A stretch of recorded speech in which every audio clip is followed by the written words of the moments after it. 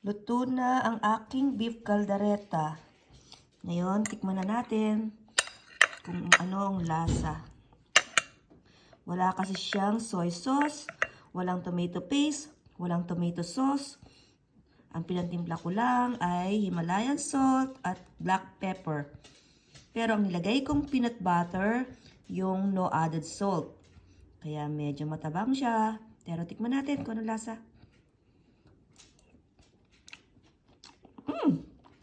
Mmm.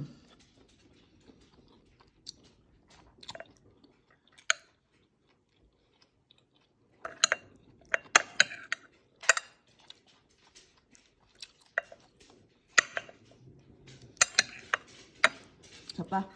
Harap.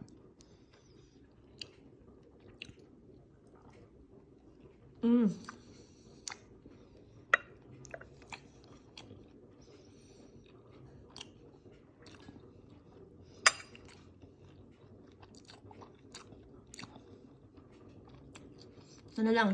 Hindi ko na kayang pigilan. Ang harap.